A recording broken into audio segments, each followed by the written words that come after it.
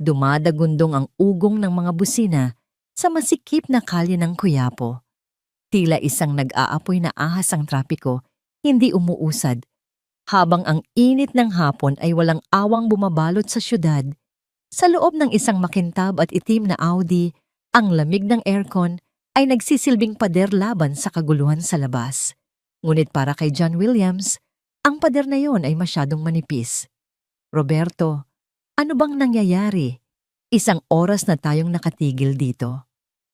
Malamig na tanong ni John, hindi inaalis ang tingin sa kanyang mamahaling relos. Bawat segundo na lumilipas ay katumbas ng milyon-milyong pisong maaaring mawala sa kanyang kumpanya. May board meeting ako sa loob ng 30 minuto. Gumawa ka ng paraan. Pasensya na po, Sir John, sagot ng kanyang driver na si Roberto Bacasang kaba sa boses habang sumusulyap sa rearview mirror. May prosesyon po yata sa unahan. Wala po talagang madaanan. Isang buntong hininga na puno ng pagkainis ang pinakawalan ni John. Kinusot niya ang kanyang sentido. Ayaw na ayaw niya sa ganitong mga lugar. Magulo, maingay at marumi. Isang paalala ito ng isang bahagi ng kanyang buhay na matagal na niyang sinubukang ibaon sa limot. Isang nakaraan na pilit niyang tinatakasan. 8 taon na ang nakalipas, ngunit ang kirot ay naroon pa rin tila isang multo na hindi matahimik. Ang alaala ni Maria, ang kanyang matamis na ngiti, ang halakhak niyang tumatagos sa kaluluwa, ang paraan ng pagtingin niya sa kanya na para bang siya ang pinakamahalagang tao sa mundo. Hindi dahil sa kanyang pera, kundi dahil sa kung sino siya. Pero iniwan siya nito. Isang gabi pag-uwi niya wala na ito. Walang sulat, walang paalam. Burak na lang. She used you ang laging paalala ng kanyang ina, si Doña Victoria. At iyon ang pinaniwalaan niya sa loob ng 8 taon para lang mabuhay. Iyon ang kasinungalingang yumakap sa kanya sa mga gabing nilalamon siya ng kalungkutan. Bigla isang malakas na preno ang yumanig sa sasakyan. Napasubsob si John at muntik nang mabitawan ang kanyang telepono. Ano ba? Sigaw niya, ang kanyang pasensya ay tuluyan ng naubos. Sir May, bata. Nanginginig na, sabi ni Roberto. Agad na napatingin si John sa harapan.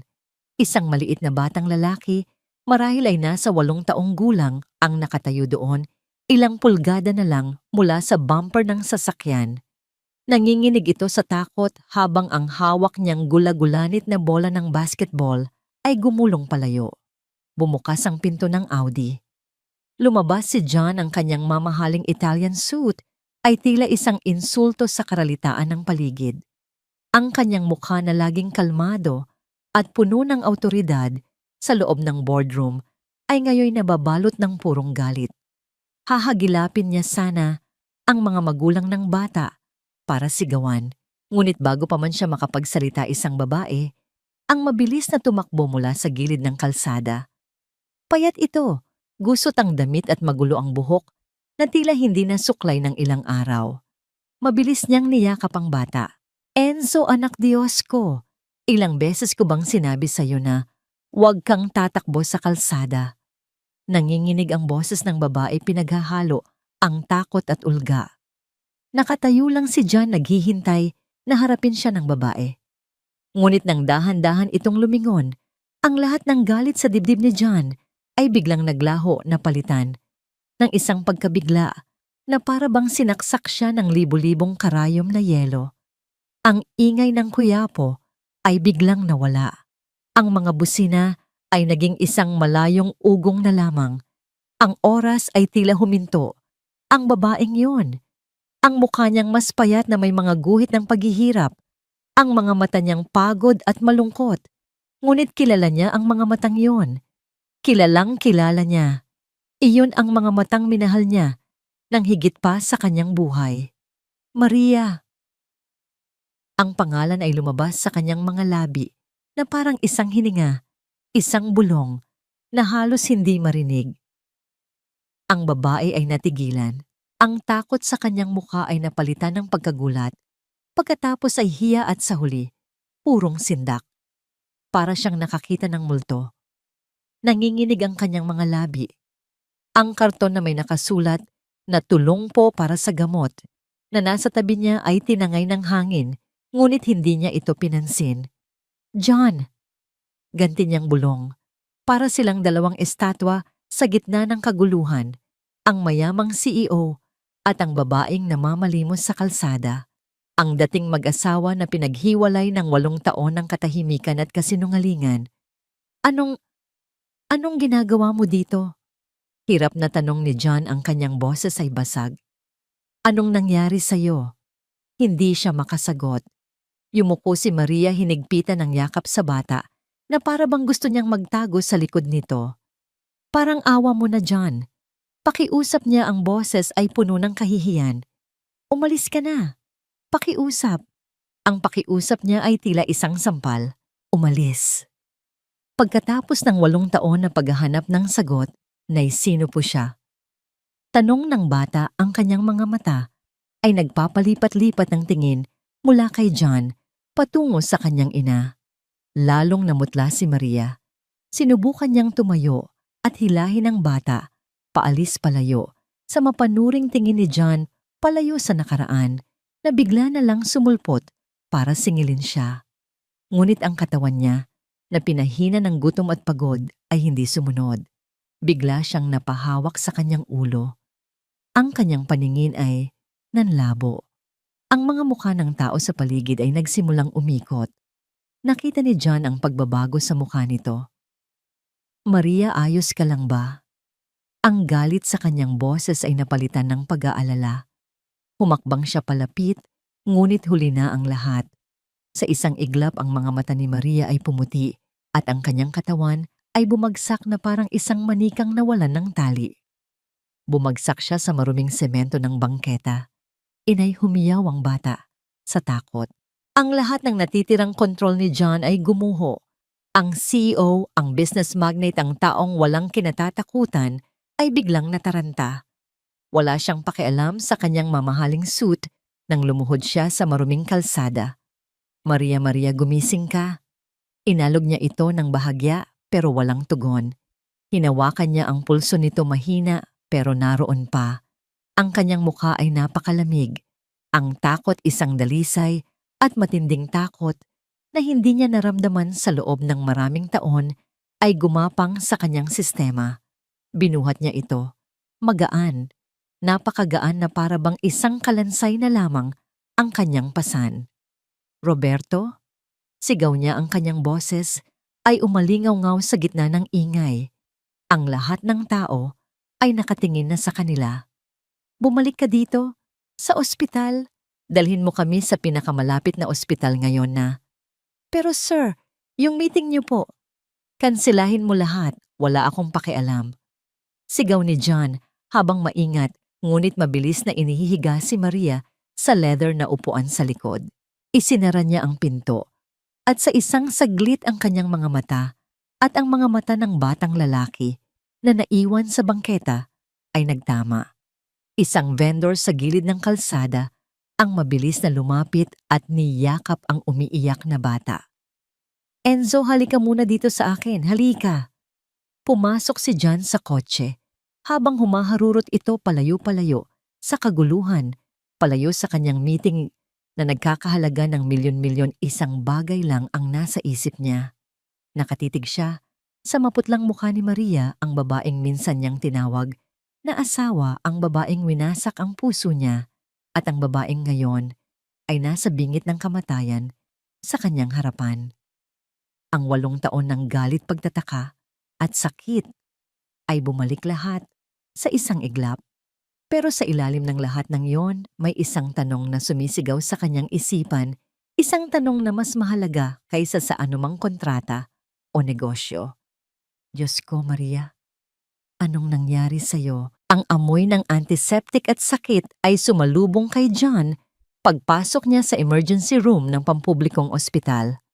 Ang mga puting pader ay tila sumisigaw sa sobrang liwanag ng fluorescent lights at ang bawat sulok ay abala, mga pasyenteng umuungol, mga nurse na nagmamadaling naglalakad, ang tunog ng mga gulong ng stretcher na gumugulong sa sahig. Ito ay isang mundo na napakalayo sa kanyang kinasanayan. Isang mundong walang karangyaan, walang kontrol.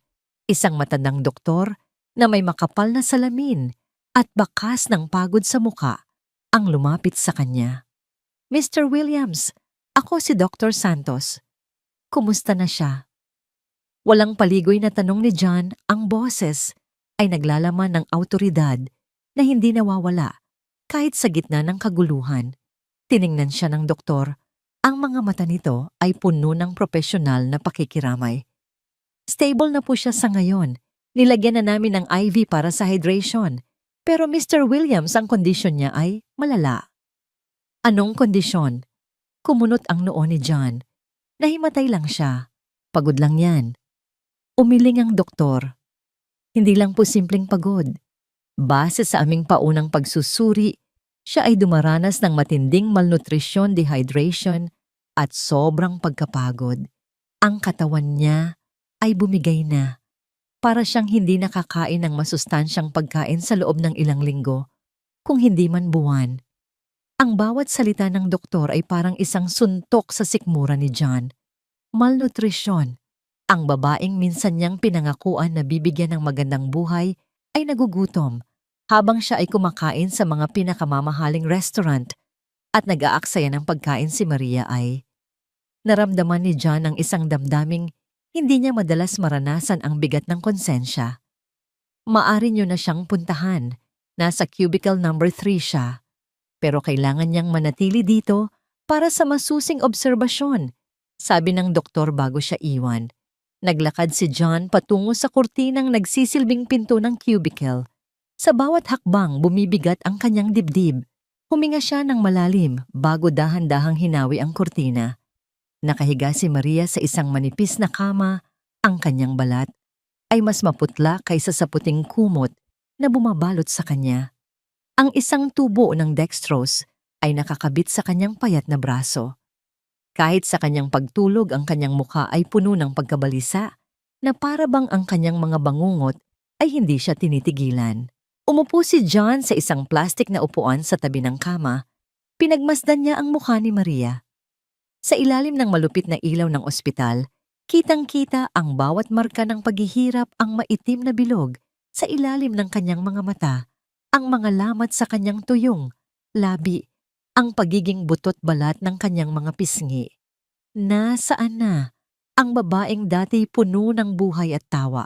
Ang babaeng nagturo sa kanya kung paano magmahal nang walang hinihintay na kapalit. Ang mga salita ng doktor ay umalingaw-ngaw sa kanyang isipan, malnutrition. Sobrang pagkapagod. Bumigay na ang katawan. Napayukom ang mga kamao ni John. Isang galit ang nagsimulang umusbong sa kanyang dibdib. Galit hindi kay Maria, kundi sa sarili niya. Paano niya hinayaang mangyari ito sa loob ng 8 taon habang pinalalago niya ang kanyang yaman at namumuhay sa karangyaan ang babaeng minahal niya ay unti-unting namamatay sa gutom sa isang sulok ng syudad na ito.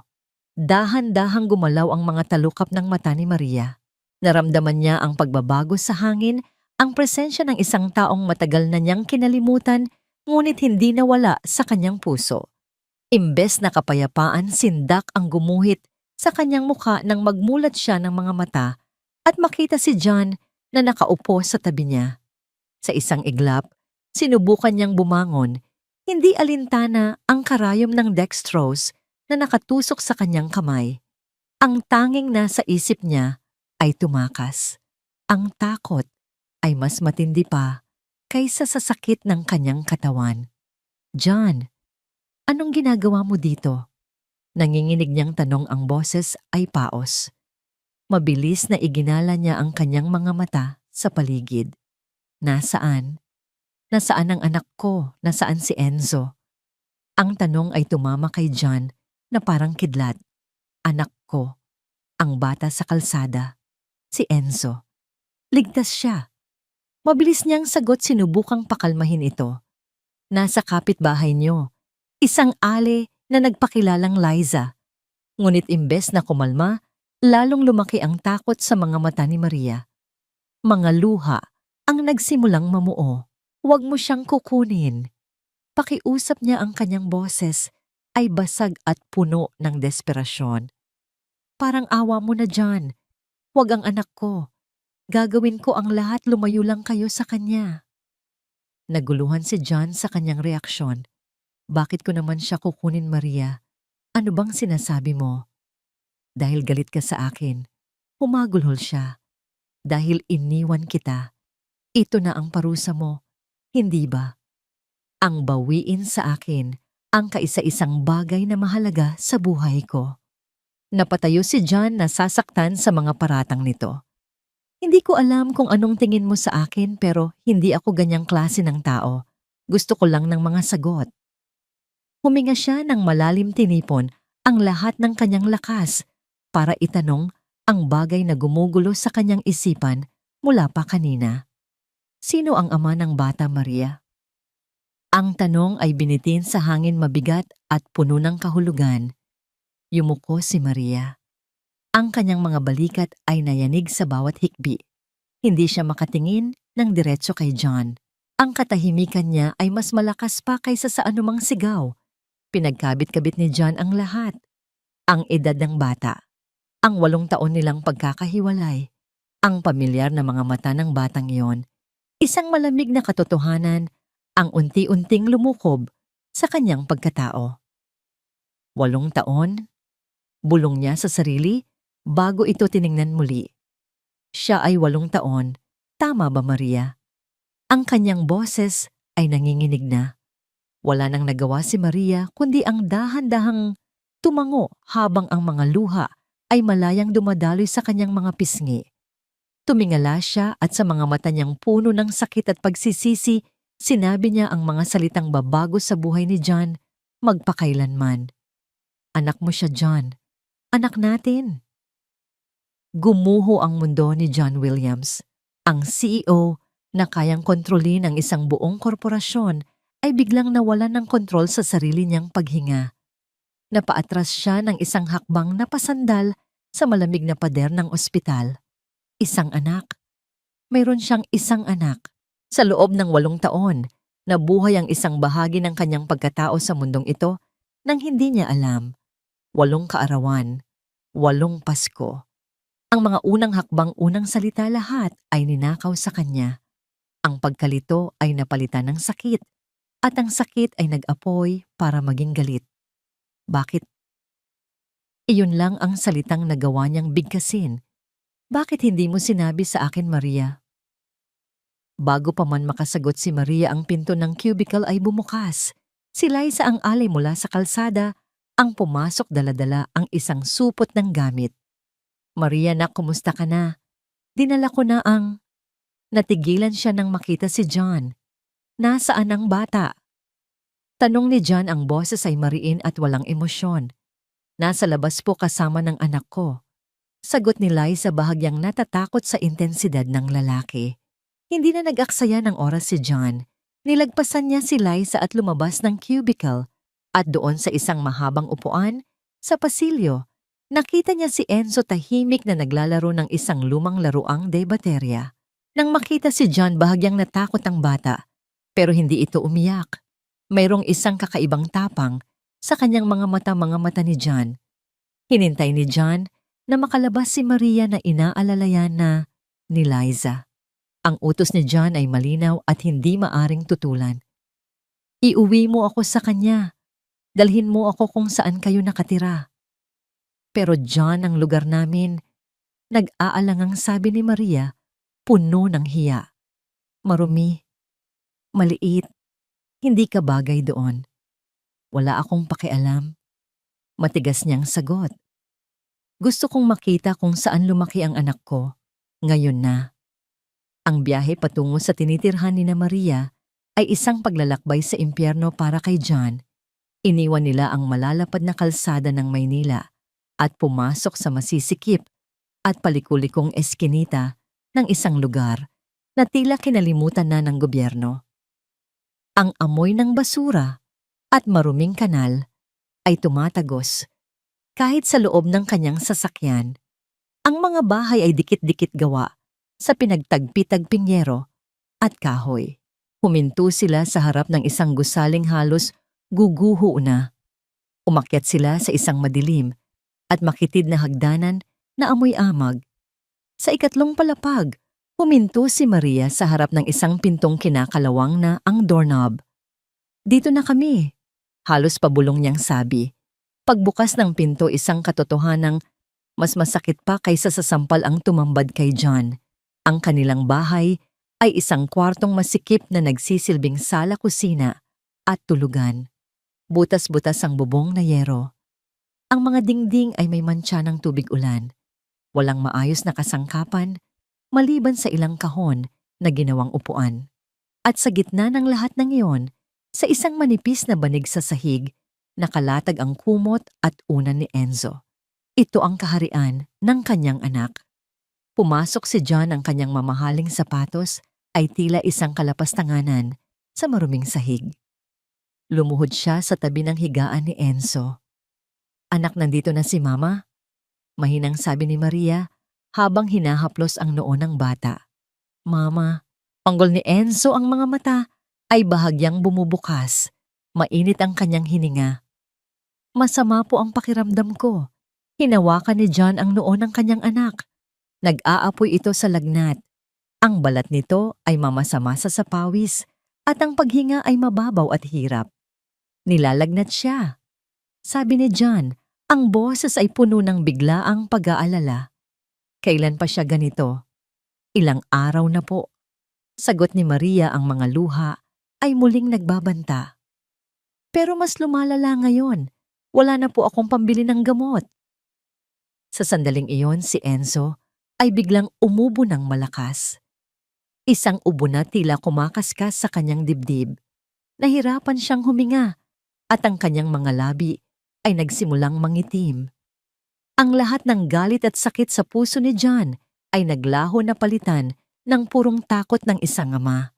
Hindi na siya nag-isip. Binuhat niya ang kanyang anak na magaan na parang isang tuta. Ang nanginginig na katawan ni Enzo ay halos nawala sa laki ng kanyang mga braso. Humarap siya kay Maria, ang kanyang mga mata ay nag-aapoy sa isang desisyon na hindi na mababali. "Kumuha ka ng damit niya. Aalis tayo." "Saan tayo pupunta?" Nalilitong tanong ni Maria. Tiningnan ni John ang kanyang anak. Na hirap huminga. At pagkatapos ay tiningnan niya si Maria na puno ng desperasyon. Ang lahat ng kanyang yaman, kapangyarihan at impluensya ay mayroon ng iisang layunin. Sa pinakamagaling na ospital sa Pilipinas, deklara niya, ang kanyang boses ay umalingaw-ngaw sa maliit na silid. Dadalhin natin siya doon ngayon din at hindi tayo aalis hanggat hindi siya gumagaling. Ang St. Luke's Medical Center sa Bonifacio Global City ay isang monumento ng modernong medisina, isang mundong gawa sa salamin bakal at malamig na hangin. Para kay Maria, na nakasuot pa rin ng kanyang luma at gusot na damit, ang pagpasok sa marangyang lobby ay parang pagtapak sa ibang planeta. Ang bawat sulok ay kumikinang sa kalinisan, ang mga tao ay disente ang pananamit, at ang hangin ay may amoy ng pera at pribilehiyo. Mahigpit niyang niyakap ang sarili, ninanamnam ang bawat tingin ng mga taong dumaraan na para bang isa siyang dumi na napadpad sa malinis nilang mundo. Samantala, si John ay kumikilos ng may bilis at awtoridad. Sa isang tawag lang sa telepono, ang pinakamagaling na pediatric specialist ng ospital ay naghihintay na sa kanila sa emergency room. Si Enzo ay agad na ipinasok sa isang private suite sa pediatric ward, isang silid na mas malaki at mas malinis pa kaysa sa buong apartment na tinirhan nila ni Maria sa loob ng 8 taon. Ilang oras ang lumipas na tila isang walang katapusang paghihintay. Si John ay hindi mapakali, palakad-lakad sa labas ng silid. Ang kanyang mga kamay ay nakapamulsa, ang kanyang muka ay isang maskara ng pagkabalisa. Si Maria naman ay nakaupo lang sa isang sulok, na kayuko ang mga daliri ay magkakakawit sa panalangin, na para bang ang bigat ng buong gusali ay nakapatong sa kanyang mga balikat. Sa wakas lumabas ang doktor, isang babaeng nasa mga 40, si Dr. Reyes, na may itsurang matalino at kalmado. Mr. Williams, Mrs. Williams, bati niya sa kanila. Bahagyang natigilan si Maria sa pagtawag sa kanya ng Mrs. Williams, isang apelyidong matagal na niyang ibinaon sa limot. Ano ang lagay ng anak ko, doktora? Halos sabay nilang tanong. We ran a series of tests. Panimula ni Dr. Reyes, ang kanyang boses ay seryoso. At base sa resulta ng kanyang bone marrow aspiration, kinukumpirma namin na ang anak ninyo ay may aplastic anemia. Ang mga salitang medikal ay parang isang banyagang lengguwahe sa pandinig ni Maria. Ano? Ano po yun?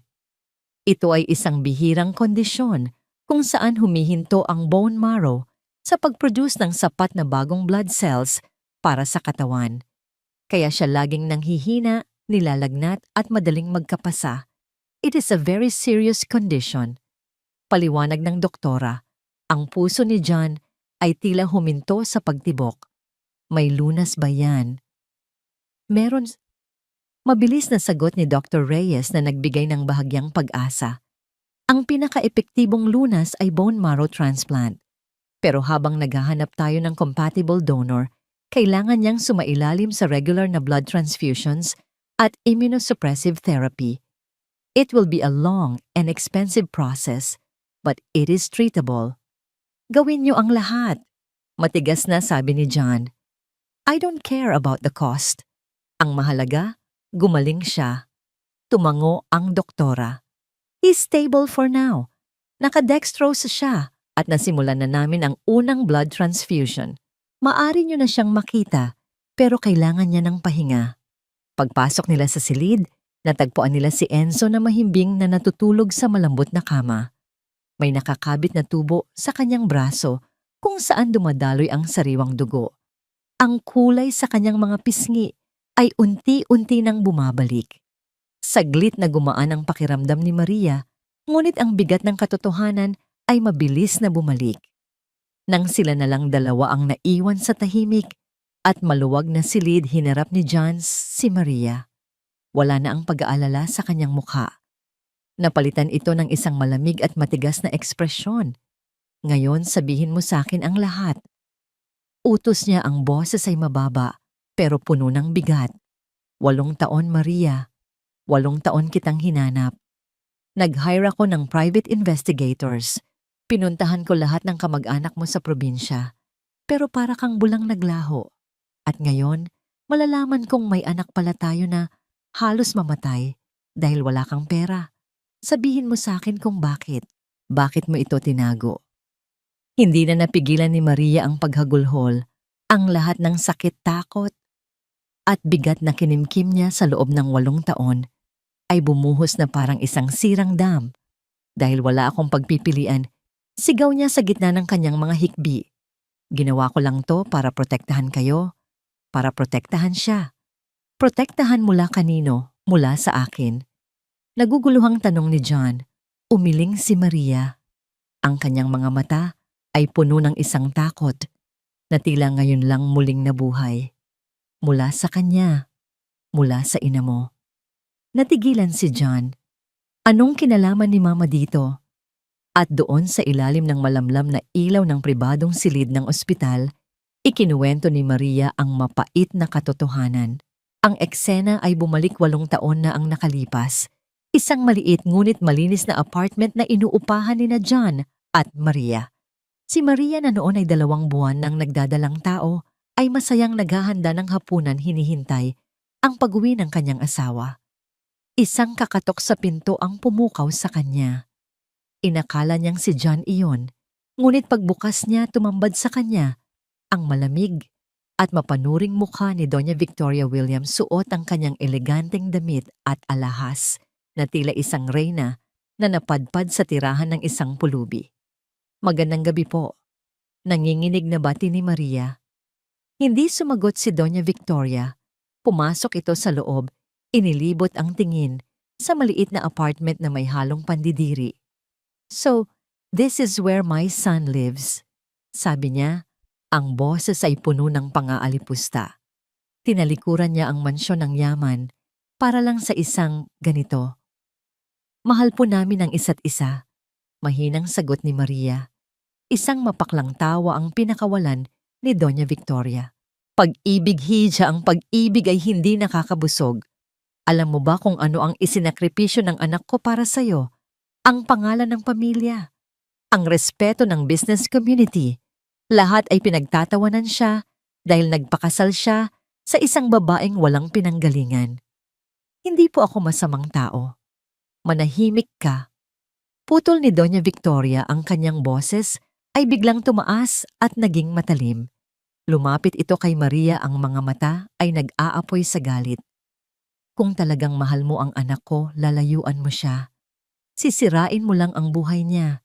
Habang nandito ka, hindi siya makukuha ng respeto na nararapat para sa kanya. Habang buhay siyang magiging isang kahihiyan. Nagsimulang mamuo ang luha sa mga mata ni Maria. Hinawakan niya ang kanyang tiyan. Nakita ito ni Doña Victoria. Ang kanyang tingin ay bumaba sa sinapupunan ni Maria at ang kanyang muka ay lalong naging masama. At ano yan? Tanong niya, ang boses ay puno ng lason. Huwag mong sabihing, buntis ka. Ginamit mo ang isang bata para itali ang anak ko sa'yo. Napakatalino mo, pero sa maling paraan. Kumuha si Doña Victoria ng isang makapal na sobre mula sa kanyang Hermes bag at ihinagis ito sa mesa.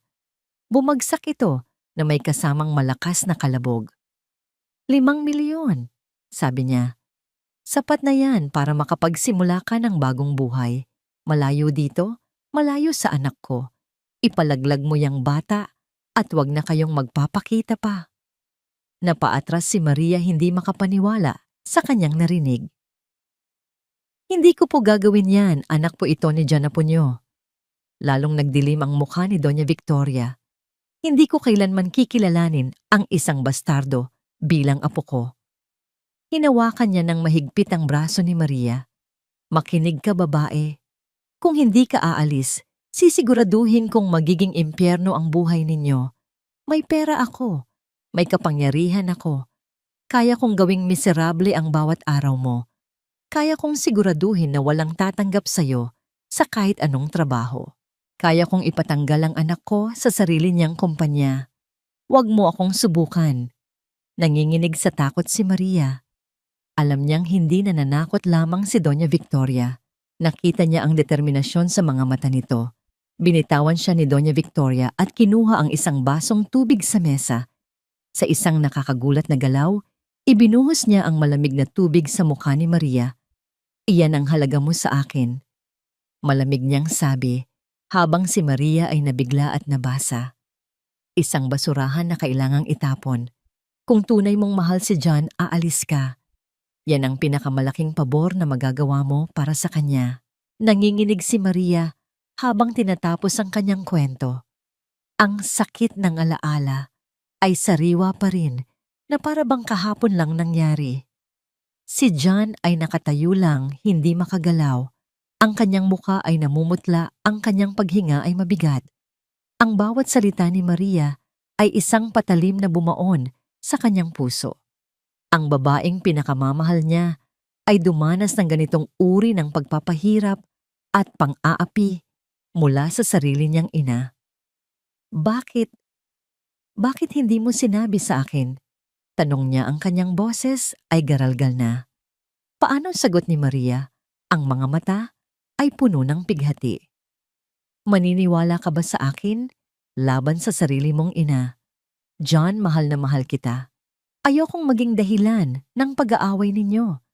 Inisip kong kung aalis ako, magiging masaya ka. Makakahanap ka ng babaeng karapat-dapat sa'yo, isang babaeng tanggap niya. Inisip kong pinoprotektahan kita. Ang huling salita pinoprotektahan ay sumira sa lahat ng natitirang kontrol ni John. Isang malakas na suntok ang pinakawalan niya sa pader ng silid. Nag-iwan ito ng isang malalim na marka sa semento. Ang sakit sa kanyang kamao ay walang-wala kumpara sa sakit na nararamdaman niya sa kanyang dibdib. Ang kanyang ina, ang sarili niyang ina ang gumawa nito. Ang nagwasak sa kanyang buhay, ang halos pumatay sa kanyang anak. Kinuha ni John ang kanyang telepono. Ang kanyang mga daliri ay nanginginig sa galit habang hinahanap ang isang numero. "Sinong tinatawagan mo?" tanong ni Maria. Hindi sumagot si John. Nang may sumagot sa kabilang linya, ang kanyang boses ay malamig na parang yelo, walang anumang bahid ng pagmamahal ng isang anak. "Roberto, ihanda mo ang sasakyan. Susunduin ko kayo bukas." "Saan po tayo pupunta, sir?" Huminto si John, huminga ng malalim at tiningnan si Maria. Ang kanyang mga mata ay nag-aapoy sa isang determinasyon na hindi pa nakikita ni Maria kailanman. "Uwi ako," sabi niya sa telepono, "at mayroon akong isang bagay na kailangan kong tinawin sa aking ina." Ang mansyon ng mga Williams sa Forbes Park ay hindi isang simpleng bahay. Ito ay isang palasyo ng katahimikan at karangyaan. Ang bawat kasangkapan ay antigo, ang bawat painting sa dingding ay obra maestra, at ang marmol na sahig ay kumikinang na parang salamin. Ito ang mundo ni Doña Victoria Williams, isang mundong perpekto kontrolado at walang puwang para sa anumang dumi o kahihiyan. Ngunit ang katahimikang yon ay nabasag nang bumukas ang malaking pinto na gawa sa narra at pumasok si John. Ang kanyang mga yapak ay mabibigat at malalakas. Umalingaw-ngaw sa buong foyer isang anunsyo ng paparating na bagyo. Ang kanyang muka ay kasing tigas ng bato, ang kanyang mga mata ay madilim at walang anumang emosyon. Natagpuan niya ang kanyang ina sa malawak na sala, nakaupo sa kanyang paboritong silyang may mataas na sandalan na tila isang trono.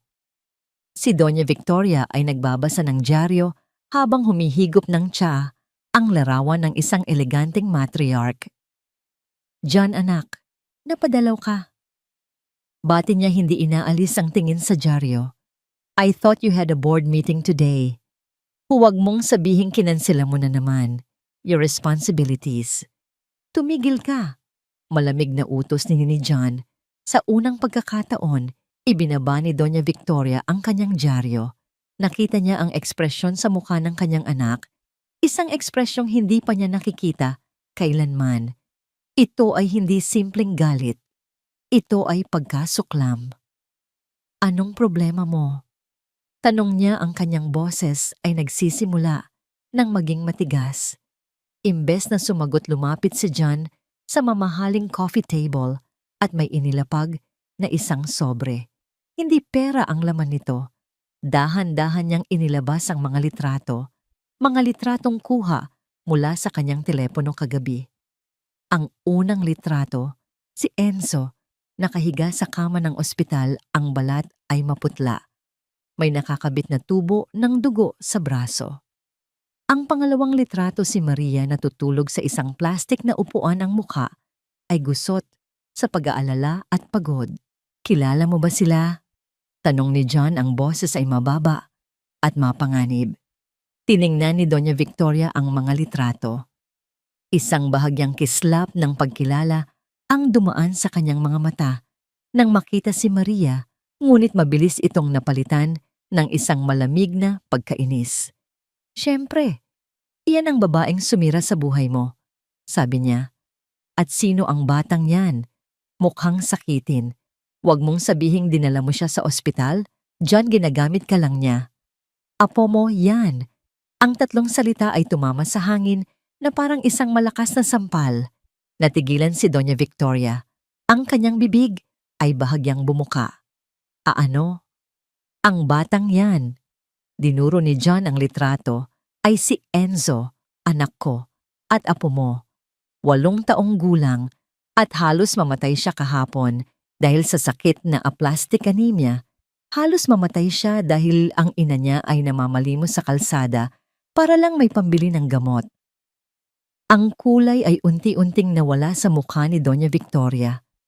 Napahawak siya sa braso ng kanyang silya. Hindi totoo yan.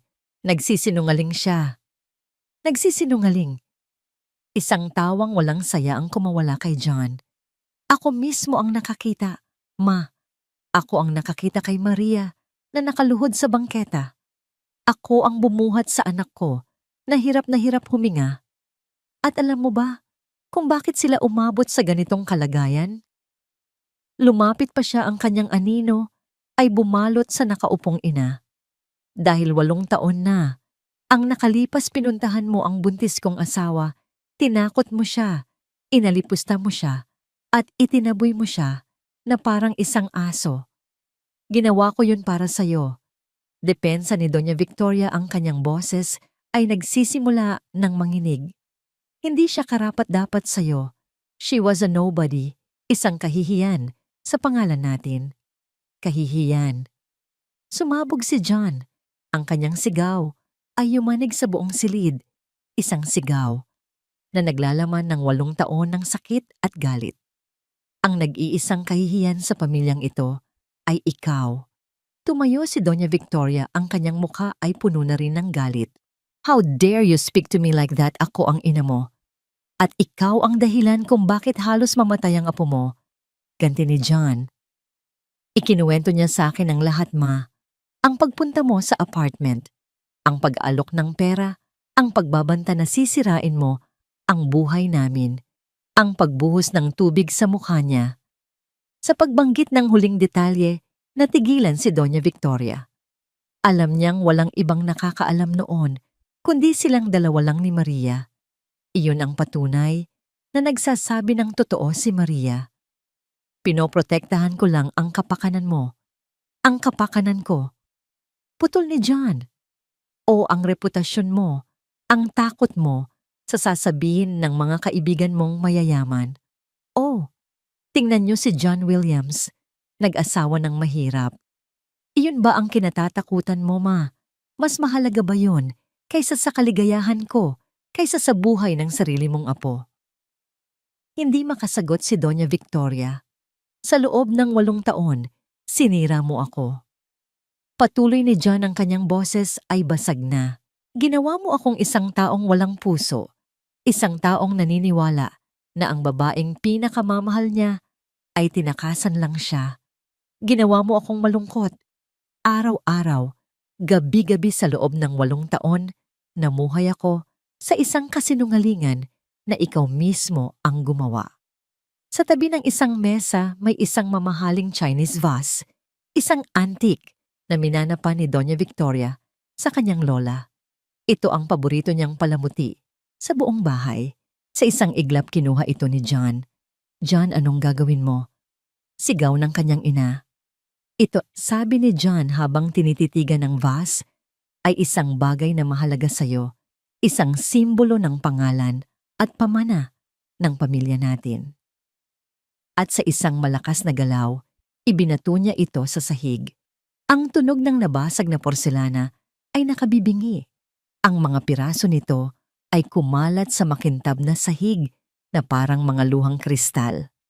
Napasinghap si Doña Victoria, ang kanyang kamay ay napunta sa kanyang bibig. Ang kanyang mga mata ay nanlalaki sa gulat.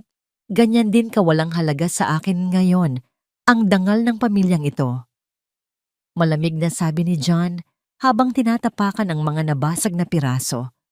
Wala nang halaga sa akin ang pera, ang kumpanya, ang mansyon na ito. Humarap siya sa kanyang ina. Ang kanyang mga mata ay puno ng isang pinal na desisyon. Makinig ka, ma. At makinig kang mabuti dahil minsan ko lang itong sasabihin. Si Maria at si Enzo ay pamilya ko. Sila ang buhay ko. Dadalhin ko sila para tumira sa akin. Aalagaan ko sila. At kung susubukan mong guluhin kami ulit, kung gagawa ka ng kahit isang bagay para saktan sila. Huminto siya, hinayaang bumigat ang bawat salita. Itatakwil kita bilang ina. Kakalimutan kong mayroon akong nanay na nagngangalang Victoria Williams. Hindi mo na kami makikita. Hindi mo na makikita ang apo mo. Mamamatay kang mag-isa sa palasyo mong ito, kasama ng mga mamahalin mong gamit. Ang banta ay tumagos sa puso ni Doña Victoria na parang isang punyal. Ang kanyang galit ay naglaho na palitan ng isang takot na hindi pa niya naramdaman kailanman. Ang takot na maiwang mag-isa. Hindi mo magagawa yan sa akin, John. Pakiusap niya ang kanyang boses ay biglang naging mahina. Subukan mo ako, hamon ni John. Tumalikod na siya at nagsimulang maglakad palayo. Ang kanyang bawat hakbang ay isang pagputol sa tanikalang matagal nang gumagapos sa kanya sa kagustuhan ng kanyang ina. Nang nasa may pinto na siya, huling beses siyang lumingon. May sakit si Enzo, ma. Sabi niya ang kanyang boses ay pagod na. At kakailanganin niya ng dugo. Maraming dugo. Sana balang araw maisip mo na ang dugong nananalaytay sa mga ugat niya ay kapareho ng dugong nananalaytay sa'yo. Pagkasabi noon, tuluyan na siyang umalis. Iniwan niya si Doña Victoria na nakatayo sa gitna ng kanyang perpektong sala na papaligiran ng mga piraso ng nabasag niyang nakaraan. Sa unang pagkakataon sa kanyang buhay, naramdaman ni Doña Victoria ang tunay na kahulugan ng pagkatalo. Nawala sa kanya ang kaisa-isang bagay na hindi kayang bilhin ng kanyang pera ang kanyang anak. Ang opisina ni John Williams sa pinakatuktok ng Williams Tower ay isang santuwaryo ng kapangyarihan. Mula sa salaming pader nito, tanaw ang buong skyline ng Bonifacio Global City. Ang bawat kasangkapan ay moderno minimalist at mamahalin isang refleksyon ng taong nagmamay-ari nito. Ngunit sa umagang yon, ang upuan sa likod ng malaking mesa na gawa sa mahogany ay walang laman. 3 araw na siyang wala, Michelle, sabi ni Catherine Torres habang nakatayo sa harap ng mesa ng executive assistant ni John. Si Catherine ay ang ehemplo ng modernong babaeng negosyante, matangkad balingkinitan, nakasuot ng isang pormadong puting blazer na bumagay sa kanyang perpektong ayos na buhok at mamahaling hikaw. Siya ang Vice President for Operations ng Torres Land Development, isa sa pinakamalaking partner ng Williams Corporation. Pasensya na po, Ma'am Catherine. Family emergency lang po talaga ang bilin niya. Magalang na sagot ni Michelle, halatang hindi rin mapakali sa biglaang pagkawala ng kanyang boss. Ngumiti si Catherine, isang ngingiting hindi umabot sa kanyang mga mata. Family emergency. Ang pamilya lang naman ni John ay si Doña Victoria at siguradong malalaman ko kung may nangyari sa kanya. Hindi na sumagot si Michelle. Alam niyang may espesyal na lugar si Catherine sa buhay ng mga Williams. Matagal ng plano ni Doña Victoria na ipakasal ang dalawa, isang perpektong pagsasanib ng dalawang makapangyarihang pamilya. Sa halip na umalis, umupo si Catherine sa visitor's lounge, kinuha ang kanyang telepono at nagdial.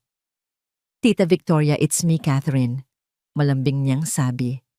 I'm here at John's office. Nag-aalala lang ako. 3 araw na daw siyang wala. Everything okay with him? Sa kabilang linya ang boses ni Doña Victoria ay pagod at basag. He's fine, Catherine. May inaasikaso lang siya. Nararamdaman ni Catherine ang panginginig sa boses ng matanda. Tita, are you all right? You don't sound well. Isang buntong hininga ang narinig ni Catherine. Maari ka bang pumunta dito sa bahay mamaya? I need someone to talk to. Of course, tita. I'll be there right away. Sabi ni Catherine at isang tuso ng ngiti ang sumilay sa kanyang mga labi. Ito na ang pagkakataong hinihintay niya. Makalipas ang 1 oras sa mansyon ng mga Williams, nakaupo si Catherine sa mismong sala kung saan naganap ang pagtutuos ni na John at ng kanyang ina. Maingat niyang pinakinggan ang bawat salita ni Doña Victoria. Siyempre hindi ikinuwento ng matanda ang buong katotohanan. Ang bersyon niya ay puno ng pagbabago para palabasin na siya ang biktima. At ngayon, bumalik siya. Sabi ni Doña Victoria habang pinupunasan ang kanyang mga pekeng luha. Ang babaeng iyon at may dala siyang bata. Sinabi niyang anak daw iyon ni John. Ginagamit niya ang bata para makuha ang pera ng anak ko. At si John dahil sa sobrang bait na niwala agad. Ngayon ay nasa St. Luke's sila. Doon niya dinala ang mag-inang manggaganso. Nagkunwaring nabigla si Catherine. Inabot niya ang kamay ni Doña Victoria. That's horrible, tita. How could she do that? At si John, he's too kind for his own good. Someone has to open his eyes. Iyon nga, Hija. sabi ni Doña Victoria. Pero hindi niya ako pinakikinggan. Galit siya sa akin. Ikaw lang. Baka ikaw ay pakinggan niya. You're his equal. You understand his world. Tumayo si Catherine. Don't worry, tita. I'll handle this. Pupuntahan ko sila. I'll talk to John. At kakausapin ko rin ang babaeng iyon. It's time someone put her in her place. Sa ospital sa unang pagkakataon, sa loob ng maraming araw, nakaramdam si Maria ng kapayapaan. Si Enzo ay gising at nakangiti na habang nanonood ng cartoons sa malaking TV ng silid. Si John naman ay lumabas saglit para bumili ng pagkain. Naiwan siyang mag-isa, nakaupo sa tabi ng kanyang anak. Pinagmamasdan ang unti-unting pagbabalik ng buhay sa mukha nito. Isang mahinang katok sa pinto ang pumukaw sa kanya. Inakala niyang si John iyon. Pasok, sabi niya. Bumukas ang pinto at isang babaeng hindi niya kilala ang pumasok. Napakaganda nito, napaka-elegante at may daladalang isang malaking basket ng mga imported na prutas at mamahaling tsokolate.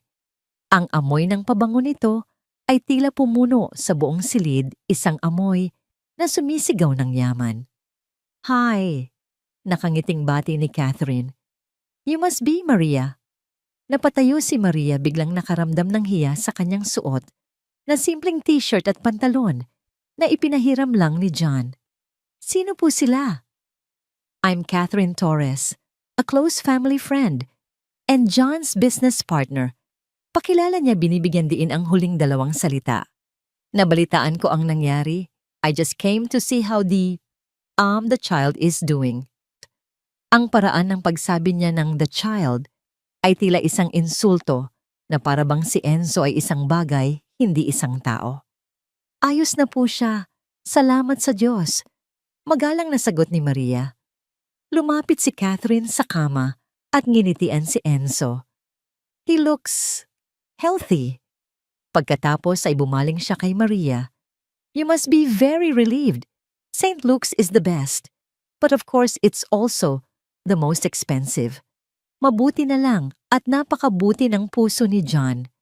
Ang bawat salita ay tila may kasamang patutsada. Naramdaman ni Maria ang pahiwatig, wala kang karapatan dito. Dahil lang sa awa ni John kaya ka nandito. Talagang napakabuti po niya. Yun na lang ang nasabi ni Maria yumuko. Of course, patuloy ni Catherine habang inaayos ang mga bulaklak sa florera. He's always been like that. Matulungin, lalo na sa mga less fortunate. But you have to be careful. Maraming tao ang umaabuso sa kabaitan niya. I'm sure you understand what I mean. Direkta na ang atake. Si Maria ay namula. Alam niyang siya ang tinutukoy ni Catherine. Bago pa man siya makasagot, inilapag ni Catherine ang kanyang purse sa mesa. Mula dito, kinuha niya ang isang makintab na business card. Iniabot niya ito kay Maria. Catherine Torres, Vice President, Torres Land Development. Here, sabi niya.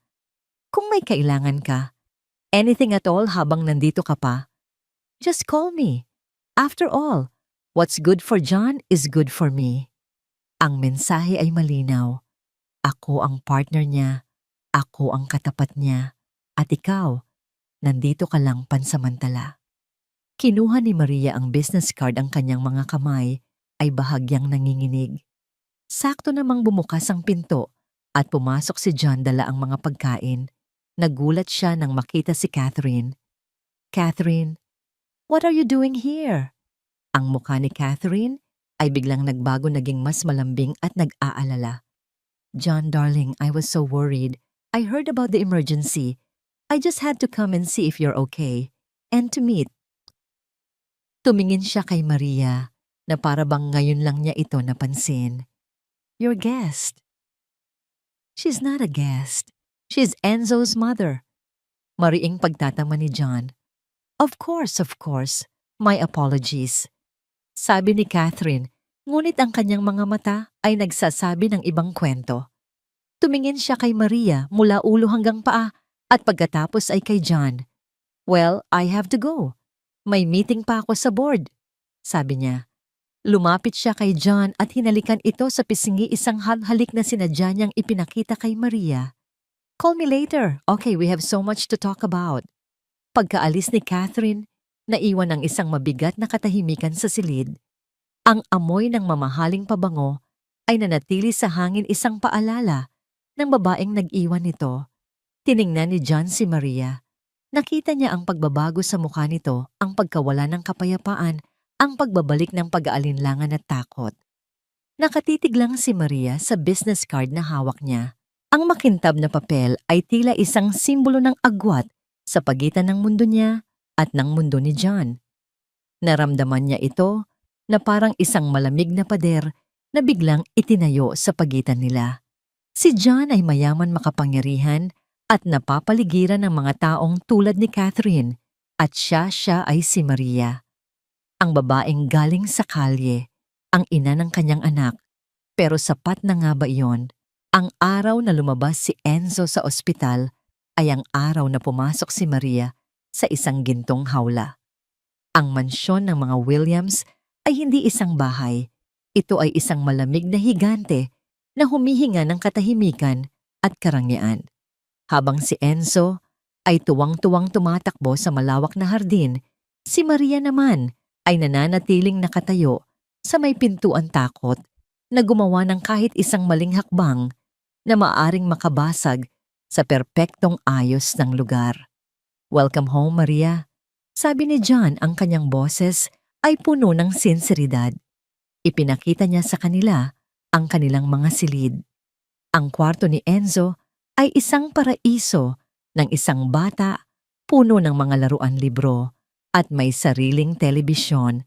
Ang mga mata ng bata ay kumikinang sa tuwa na hindi pa naranasan ni Maria kailanman. Ang silid para kay Maria ay nasa kabilang dulo ng pasilyo mula sa master bedroom ni John. Ito ay maganda, maluwag, at may sariling banyo na mas malaki pa sa dati nilang apartment. Ngunit para kay Maria, ang distansya sa pagitan ng kanilang mga silid ay isang malinaw na mensahe. Siya ay isang bisita. Isang importanteng bisita, marahil, ngunit isang bisita pa rin. "I hope this is okay for now," sabi ni John na tila nahihiya-hiya. "Gusto ko lang maging komportable ka, walang pilitan." Tumangulang si Maria, isang pilit na ngiti ang nasa kanyang labi. "Sobra-sobra na to, John. Salamat." Nagsimula ang mga araw ng pag-a-adjust. Sinubukan ni John ang lahat. Ibinili niya si Maria ng mga bagong damit, ngunit pinili pa rin ni Maria ang pinakasimple. Ipinagluto sila ng chef ng mga masasarap na pagkain, ngunit hinahanap-hanap pa rin ni Maria ang sinangag at tuyo. Sa bawat kilos ni John para iparamdam na bahay na nila yon, lalong nararamdaman ni Maria na hindi siya kabilang. Para siyang isang pipit na pipiliting kumanta sa isang hawla ng mga pabo real. At ang multo ng kanilang pagkakaiba ay may pangalan, Catherine Torres. Linggid sa kaalaman ni John, ang bawat pagdalaw ni Catherine ay isang pinagplanuhang pag-atake. Ang unang pagbisita ay sa dahilan ng trabaho. Dumating si Catherine isang hapon, dala ang isang folder ng mga dokumento. "John darling, sorry to disturb you at home, but these contracts are urgent." Nakita niya si Maria na nagwawalis sa terasa, isang gawain na ginagawa niya para lang may magawa at hindi mabaliw sa katahimikan. "Oh, hello, Maria." Bati ni Catherine. Ang kanyang nangiti ay kasing plastic ng kanyang mamahaling bag. "Nag-i-enjoy ka ba? You look so domestic." Bagay sa'yo. Ang papuri ay nakabalot sa isang manipis na insulto. Ang ikalawang pagbisita ay para kay Enzo. May dala siyang isang malaking kahon. "A little welcome home gift for the little man," sabi niya. Ito ay isang komplikadong robotics kit, isang laruang panghenyo. Si Enzo ay natuwa, ngunit si Maria ay nakaramdam ng kirot. Ito ay isang paalala na hindi niya kayang ibigay ang mga ganitong bagay sa kanyang anak. It helps develop critical thinking skills. Paliwanag ni Catherine kay John habang si Maria ay tahimik na nakikinig. "We have to prepare him for the world he's going to inherit, right?" Ang world na tinutukoy niya ay malinaw na mundo nila, Hindi mundo ni Maria. Ang bawat pagdalaw ay ganoon. Si Catherine ay parang isang makamandag na ahas, hindi tumutuklaw ng direkta, ngunit nag-iiwan ng lason sa hangin. Ang laso ng pagdududa, ang laso ng kakulangan. At si Maria na ang puso ay sugatan pa rin ay madaling tinatablan. Ang pinakamatinding pag-atake ay dumating isang linggo pagkatapos nilang lumipat. I'm hosting a small dinner anunsyo ni John isang gabi. Just for two of my oldest friends, sina Mark at Sandra. Gusto ko lang na makilala kanila officially. Para malaman nilang bumalik ka na. Ang ideya ay nagdulot ng sindak kay Maria. John, hindi ko yata kaya. Anong isusuot ko? Anong sasabihin ko? Hindi ako marunong makipag-usap sa mga kaibigan mo. You just have to be yourself. Malambing na sabi ni John habang hinahawakan ang kanyang kamay. That's all I want. Sa gabi ng hapunan si Maria ay halos isang oras na nakatayo sa harap ng salamin. Pinili niya ang pinakasimpleng bestida na binili ni John. Paulit-ulit niyang inayos ang kanyang buhok. Ngunit kahit anong gawin niya, ang nakikita niya pa rin ay ang babaeng na malimos sa Quiapo. Ang mga kaibigan ni John, sina Mark at Sandra, ay mababait. Tinanggap nila siya ng may ngiti. Sa unang pagkakataon nakaramdam si Maria ng bahagyang pag-asa. Baka kaya niya ito. Baka ito na ang simula. Ngunit habang nagsisimula na sila sa kanilang appetizer, bumukas ang pinto ng dining hall. Surprise! Masayang bati ni Catherine na nakasuot ng isang eleganteng itim na bestida. I was just in the neighborhood and I heard from Sandra that you were having a little get-together. I hope you don't mind if I crash. Natigilan si John ngunit bilang isang maginoo, wala siyang nagawa kundi ang ngumiti. Of course not, Kath. Come join us. At sa pag-upo ni Catherine sa mesa, ang maliit na pag-asa sa puso ni Maria ay namatay. Kinuha ni Catherine ang kontrol ng buong usapan. Ang kanyang mga kwento ay lahat tungkol sa kanya at kay John. John, do you remember that hilarious time in Milan when we lost our translator and you had to negotiate in broken Italian? Speaking of projects, Mark, you won't believe the stress John and I went through to close that Singapore deal. We literally survived on coffee and adrenaline for a week. Tawa sila ng tawa. Si Maria ay nakangiti lang tumatango. Pero ang totoo, wala siyang maintindihan. Ang bawat kwento, bawat inside joke ay isang pader na itinatayo ni Catherine sa paligid nila at siya ay nasa labas mag-isang nanonood. Si John na nasa gitna ng pagkukwentuhan ay hindi napansin ang unti-unting paglungkot sa mga mata ni Maria. Para sa kanya ito ay isang normal na gabi kasama ang mga kaibigan. Para kay Maria ito ay isang pagpapahirap. Nang matapos ang main course, nagpaalam si Maria na pupunta muna sa banyo kahit ang totoo ay kailangan lang niya ng hangin. Habang naglalakad siya sa tahimik na pasilyo, narinig niya ang boses ni Catherine at Sandra na nag-uusap malapit sa terasa. Dahan-dahan siyang huminto sa likod ng isang malaking halaman para hindi siya makita. She's quiet, isn't she? Sabi ni Sandra. Ang boses ay hindi nang huhusga, kundi nagtatanong lang. Isang buntong hininga ang narinig ni Maria mula kay Catherine. Isang buntong hiningang puno ng huwad na awa. Ano pa bang ine-expect mo, oh? Sagot ni Catherine, ang kanyang boses ay binabaan niya na parang isang sikreto. Kawawa naman si John Tinellia ng nakaraan. I mean, I'm happy for him really. Pero let's be realistic, Sandra. Isang babaeng galing sa squatter na tulad niya paano magiging karapat-dapat sa kanya. It's just a matter of time before he realizes he made a mistake. Ang mga salita ay tumusok sa puso ni Maria na parang mga bubog. Ang bawat takot niya, ang bawat insecurities ay binigkas ng malakas ng babaeng yon. Hindi na niya narinig ang sagot ni Sandra. Dahan-dahan siyang tumalikod, ang kanyang mga kamay ay nanginginig.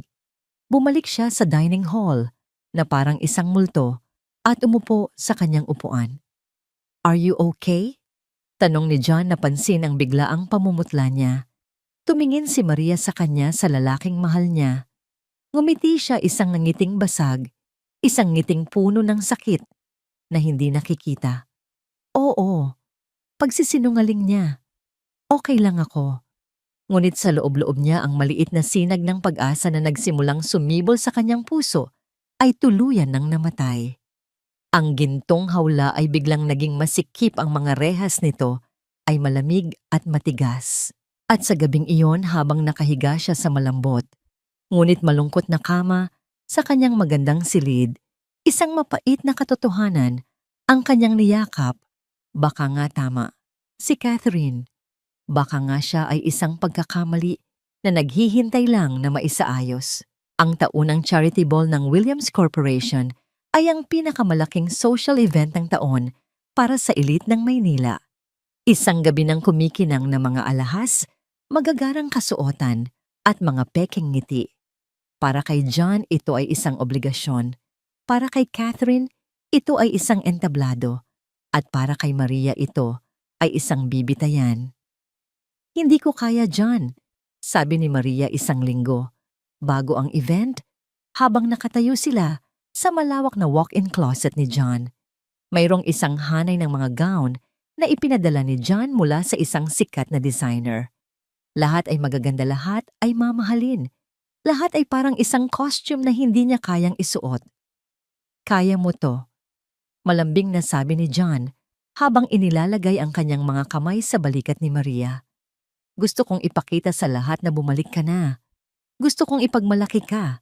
This is our first public appearance. It's important to me. Ang mga salitang importante sa akin ay tumagos sa puso ni Maria. Paano siya hihindi? Humarap siya sa salamin at sa tulong ng isang stylist na kinuha ni John, pinili niya ang pinakasimpleng gown, isang kulay navy blue na bestida elegante pero hindi magarbo. Sa gabi ng charity ball, habang papasok sila sa grand ballroom ng isang 5-star hotel, pakiramdam ni Maria ay lahat ng mata ay nasa kanya. Ang bawat bulungan ay tila tungkol sa kanya. Sino siya? Iyan ba yung babae? Ang lost love ni John Williams. Mahigpit ang kapit niya sa braso ni John na para bang ito ang kanyang nag-iisang salbabida sa isang dagat ng mga mapanuring tingin. At sa gitna ng dagat na yon, nakatayo ang reyna ng mga pating, si Catherine, na nakasuot ng isang nakasisilaw na pulang bestida na tila sumisigaw ng atensyon. John, darling, you look dashing. Bati niya, hinalikan muli si John sa pisngi. Pagkatapos ay bumaling siya kay Maria. And you, Maria, you look simple, but it suits you. Ang gabi ay isang mahabang pagpapahirap para kay Maria. Sinubukan ni John na ipakilala siya sa mga business partners, ngunit ang mga ngiti na ibinibigay sa kanya ay puno ng pagkukunwari. Samantala, si Catherine ay hindi umaalis sa tabi nila, laging sumasabat, laging nagnanakaw ng atensyon. Ang plano ni Catherine ay nagsimula nang umandar habang nasa kalagitnaan ng kanyang talumpati, si John bilang CEO ng kumpanya. Maingat niyang kinausap ang ilang mga kilalang society gossip columnists, nagtanim ng mga binhi ng intriga. Nakakaawa talaga si Maria, no? Kunwari bulong niya. Nabalitaan ko sa Quiapo, daw siya nakita ni John na mamalimos. Can you imagine? It's a miracle she even knows how to use a fork properly. Ang lason ay mabilis na kumalat. Ang mga bulungan ay naging mas malakas.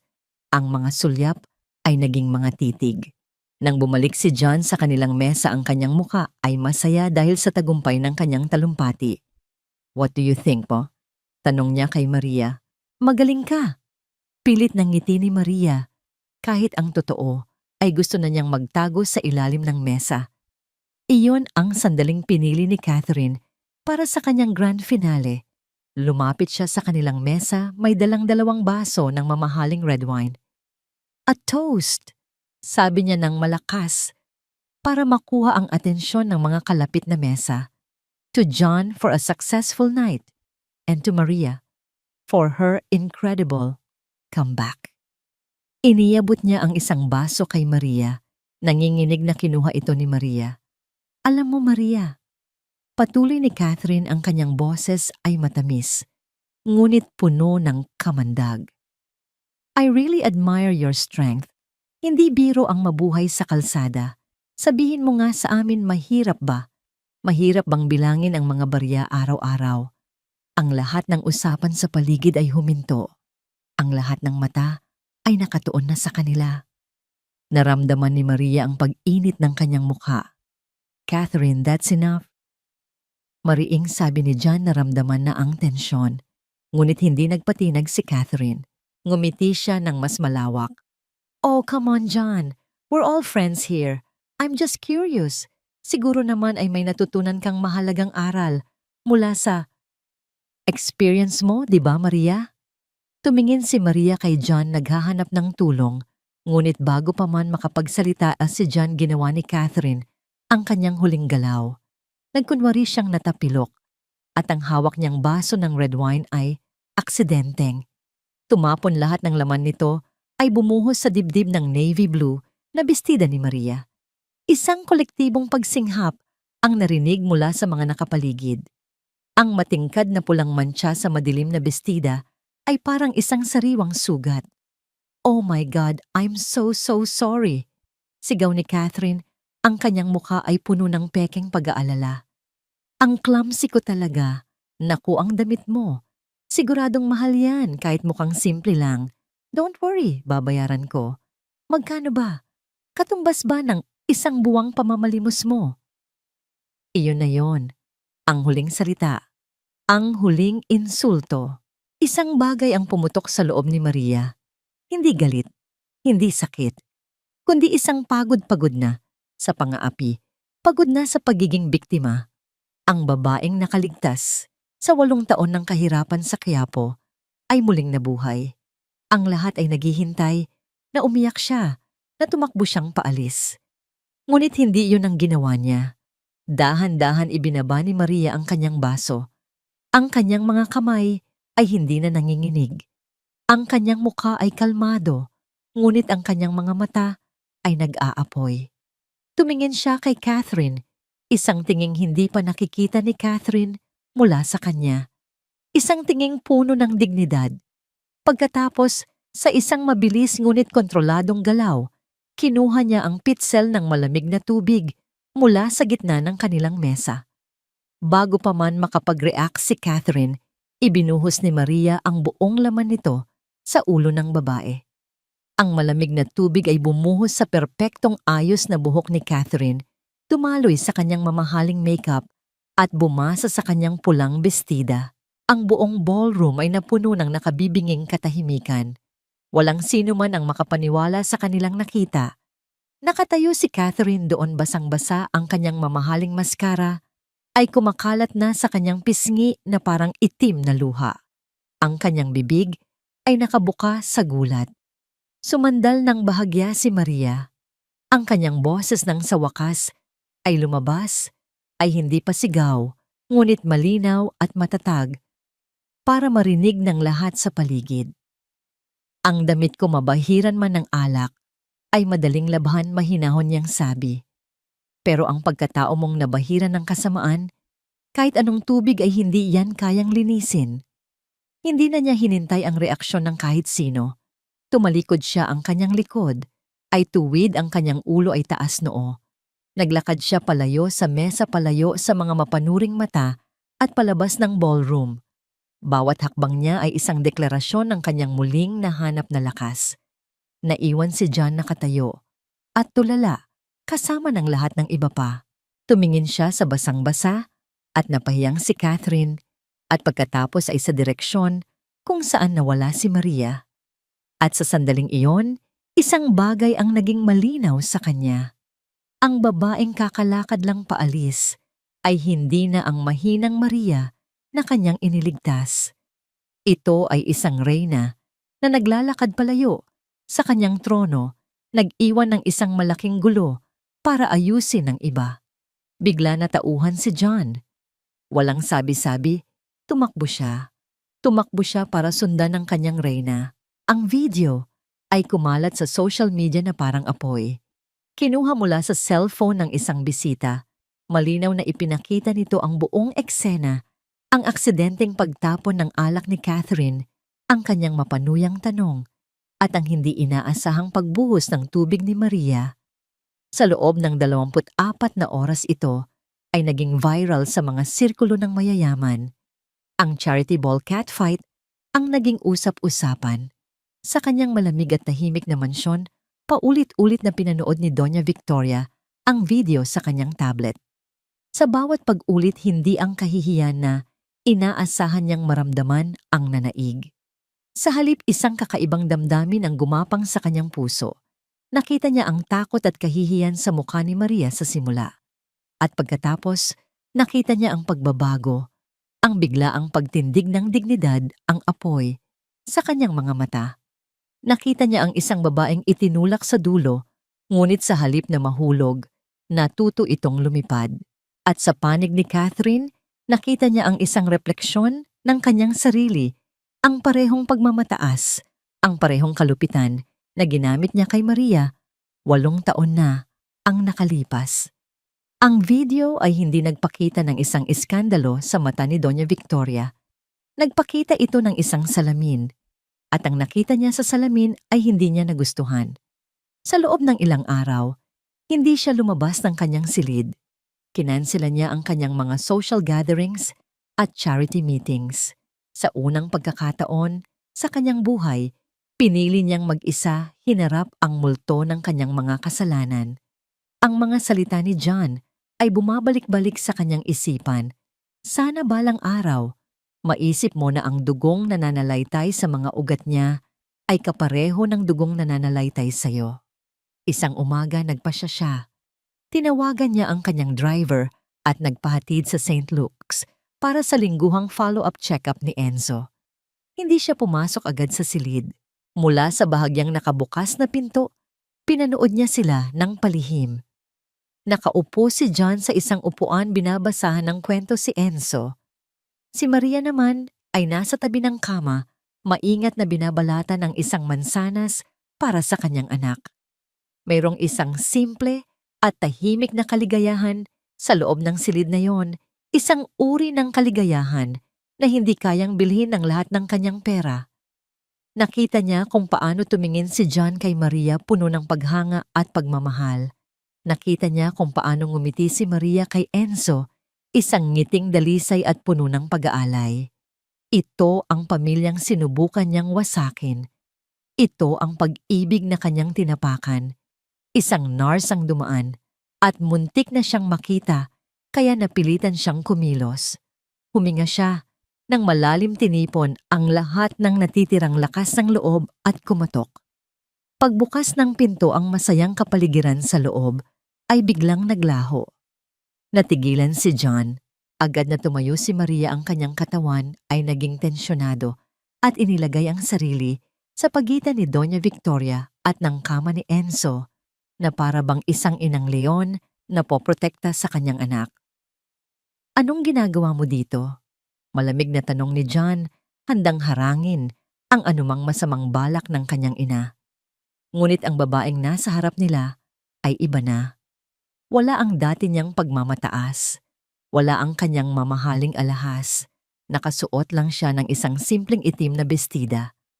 Ang kanyang mukha ay walang makeup at kitang-kita ang pamamaga ng kanyang mga mata. Mukha siyang matanda, pagod at talunan. Gusto ko lang kayong makausap," mahinang sabi ni Doña Victoria. Ang kanyang boses ay nanginginig. Hindi siya tumingin kay John. Ang kanyang mga mata ay nakatuon lamang kay Maria. "Wala na tayong dapat pag-usapan," sabi ni John. "Pakiusap." Pagmamakaawa ni Doña Victoria, isang salitang halos hindi niya ginagamit. 5 minuto lang. Nagkatinginan sina John at Maria Nakita ni John ang pag-aalinlangan sa mga mata ni Maria, ngunit meron ding bahid ng awa. Dahan-dahang tumango si Maria, isang senyales na sapat na para kay John. "Sige," sabi ni John. "Enzo anak, manood ka muna ng TV ha. May pag-uusapan lang kami sa labas." Lumabas silang tatlo sa pasilyo sa isang maliit na waiting area na walang katao-tao. Hinarap ni Doña Victoria si Maria, ang babaeng minsan niyang binuhusan ng tubig at tinawag na basura, ay nakatayo na ngayon. Sa kanyang harapan, hindi na natatakot, kundi naghihintay. Maria, panimula ni Doña Victoria ang kanyang mga kamay ay nanginginig. Walang salita ang sapat para sabihin kung gaano ako nagsisisi. Mga luha ang nagsimulang dumaloy sa kanyang mga pisngi, mga totoong luha, hindi tulad ng mga pekeng luhang ipinakita niya kay Catherine. Noong una, sinabi ko sa sarili ko na ginawa ko yon para protektahan ang anak ko. Pero nagsisinungaling ako. Ang totoo, ginawa ko yon dahil sa sarili ko. Ginawa ko yon dahil sa inggit. Nagulat si Maria. Inggit. Oo, pag-amin ni Doña Victoria, ang bawat salita ay tila isang napakabigat na pasanin na kanyang binibitawan. Nakita ko kung paano kanya tiningnan, kung paano siya naging masaya sa'yo sa paraang hindi ko kailanman nagawang mapasaya siya. Ibinigay ko sa kanya ang lahat kayamanan, edukasyon, kapangyarihan. Pero ikaw lang ang nagbigay sa kanya ng kaligayahan. At imbes na matuwa para sa kanya na inggit ako, nasuklam ako sa iyo dahil ibinigay mo sa kanya ang isang bagay na hindi ko kaya. Tumingin siya kay John na tahimik lang na nakikinig, ang kanyang mukha ay hindi mabasa. Patawarin mo ako, anak. Sinira ko ang buhay mo dahil sa sarili kong kasakiman. Pagkatapos ay muli siyang humarap kay Maria. At sa iyo, Maria, inalisan kita ng tahanan, inalisan kita ng asawa. At ang pinakamasaklap sa lahat, inalisan ko ang apo ko ng isang ama sa loob ng 8 taon. Ang kasalanang yon, habang buhay kong pagbabayaran. Bakit ngayon lang, ma? Bakit ngayon mo lang to sinasabi? Tanong ni John, ang kanyang boses ay hindi galit kundi pagod na. Isang mapait na ngiti ang sumilay sa labi ni Doña Victoria. Dahil may sakit ako, John. May sakit ako sa puso.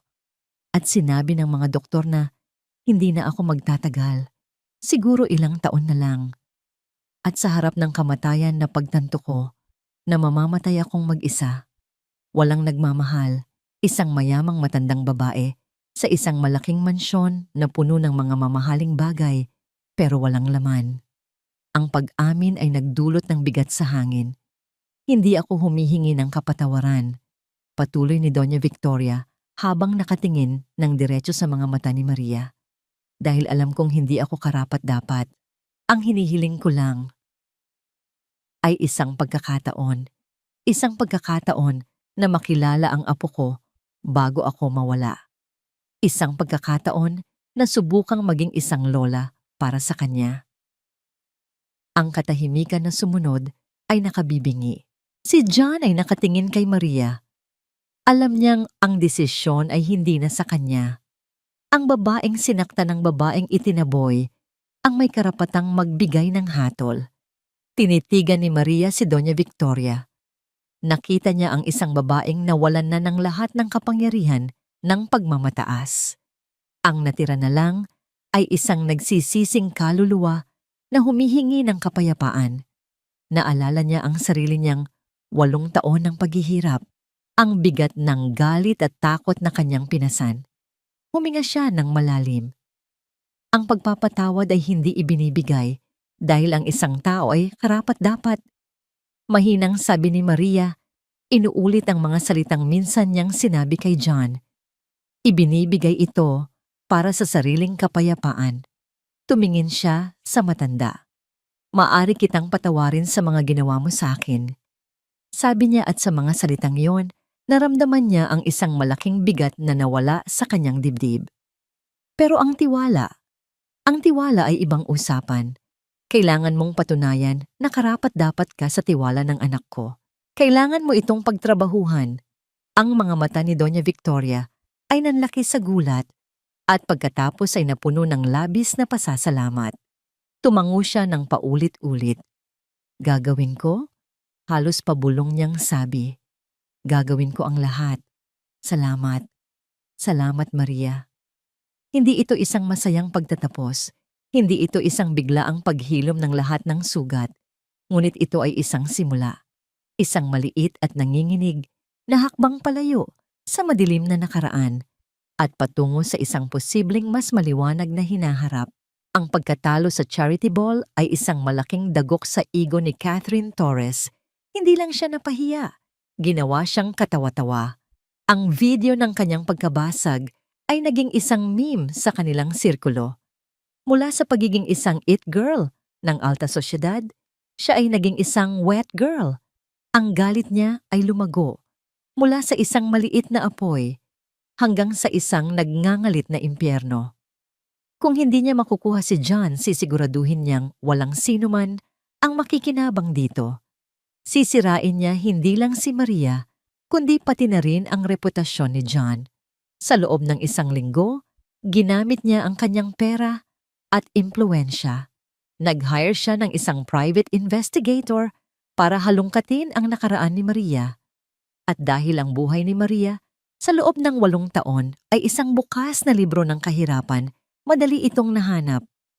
Kumuha siya ng mga litrato ng dating apartment ni Maria, kinapanayam ang mga tsismosang kapitbahay at pinalaki ang bawat detalye para magmukhang masagwa. Ang kwento ng isang inang nagsasakripisyo ay ginawa niyang kwento ng isang babaeng nabuhay sa putik na may mga kaduda-dudang koneksyon. Nang makumpleto na niya ang kanyang dossier of dirt, humiling siya ng isang emergency meeting, hindi sa buong board, kundi sa isang maliit na grupo lamang si John, ang 2 pinakamatandang miyembro ng board na matalik na kaibigan ng kanyang ama, at si Doña Victoria, na teknikal na mayroon pa ring malaking shares sa kumpanya. Ang pakay niya ay isang pribado at sensitibong bagay na may kinalaman sa hinaharap ng Williams Corporation. Ang meeting ay ginanap sa main conference room ng Williams Tower. Isang silid na malamig at walang kaluluwa na ang tanging dekorasyon ay ang malaking logo ng kumpanya sa dingding. Dumating si Catherine na suot ang kanyang pinakamakapangyarihang business suit. Ang kanyang mukha ay isang maskara ng pekeng pag-aalala. Sa harap niya ay sina John na nakaupo sa dulo ng mesa na may nagbabantang ekspresyon at si Doña Victoria na tahimik na nakaupo sa gilid ang kanyang mukha ay kalmado, ngunit ang mga mata ay mapagmatiyag. Salamat sa pagpapaunlak sa aking hiling, panimula ni Catherine. Inilalatag ang isang folder sa mesa. Alam kong hindi ito karaniwan, pero bilang isang partner at isang taong may malasakit sa kumpanyang ito, meron akong obligasyong ipaalam sa inyo ang isang malaking banta sa reputasyon ng Williams Corporation. Binuksan niya ang folder. Ang laman nito ay ang mga litratong kinuha ng kanyang investigador. This, sabi niya sabay turo sa litrato ng maruming eskinita, is where Maria lived for the past 8 years. At ito, sabay turo sa isang malabong litrato ng isang lalaking nakikipag-usap kay Maria, ay isa sa mga kaibigan niya sa lugar. Isang kilalang small-time drug pusher, according to my source. Isang kasinungalingan. Ang lalaki sa litrato ay ang asawa ni Liza na isang construction worker. John, sabi ni Catherine, ang kanyang boses ay puno ng huwad na simpatya. Alam kong mahal mo siya. Alam kong bulag ka sa pag-ibig, pero kailangan mong makita ang katotohanan. Ang babaeng ito ay hindi lang mahirap. She's a liability. Isipin niyo na lang ang iskandalo kapag nalaman ito ng media. Ang bagong reyna ng Williams Corporation, dating nakatira sa pugad ng mga kriminal. Paano ito makakaapekto sa ating stock prices, sa tiwala ng ating mga investors? Si John ay hindi kumibo. Pinabayaan lang niyang ilabas ni Catherine ang lahat ng kanyang lason. The board has a right to know who you're bringing into this family, John. Patuloy ng isa sa mga matandang board member. Catherine has a point. Image is everything in this business. Gumiti si Catherine. Naramdaman niyang nananalo na siya. Tumingin siya kay Doña Victoria, naghihintay ng suporta. Tita Victoria, please, tulungan mo akong ipaintindi kay John. You of all people know the importance of a pristine family name. Ang lahat ng mata ay napunta kay Doña Victoria. Ito ang sandaling hinihintay ni Catherine, ang sandali kung saan ang matriarch ay tatayo para ipagtanggol ang dangal ng pamilya at itakwil ang basurang si Maria. Dahan-dahang tumayo si Doña Victoria, ngunit imbes na tumingin kay John, tumingin siya ng diretso kay Catherine. "Pristine family name, you say?" Tanong ni Doña Victoria. Ang kanyang boses ay mahinahon, ngunit may bigat ng bakal. "Sabihin mo sa akin, Catherine, mas pristine ba ang pangalan ng isang pamilya na handang manakit at magtaboy ng isang buntis na babae sa kalye dahil lang sa takot sa sasabihin ng iba?"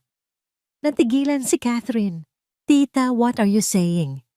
"Ang sinasabi ko," patuloy ni Doña Victoria, ang kanyang boses ay unti-unting lumalakas, "ay mas gugustuhin ko pa ang isang manugang na nabuhay sa kahirapan pero may gininto ang puso kaysa sa isang babaeng tulad mo na nakatira sa karangyaan pero ang kaluluwa ay kasing dumi ng kanal."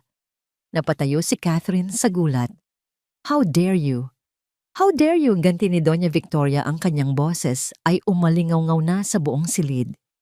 "Narinig ko ang lahat ng sinabi mo sa party. Akala mo hindi ko alam. Nakita ko kung paano mo siya ipinahiya. Ang ginagawa mo ngayon ay hindi dahil sa malasakit sa kumpanya. Ito ay dahil sa inggit at galit, dahil hindi mo nakuha ang gusto mo." Humarap si Doña Victoria sa mga board members. "Mga Ginoo, patawarin niyo ako. Dahil ang pinakamalaking banta sa reputasyon ng pamilyang ito ay hindi si Maria. Ako. Ako ang nagkamali.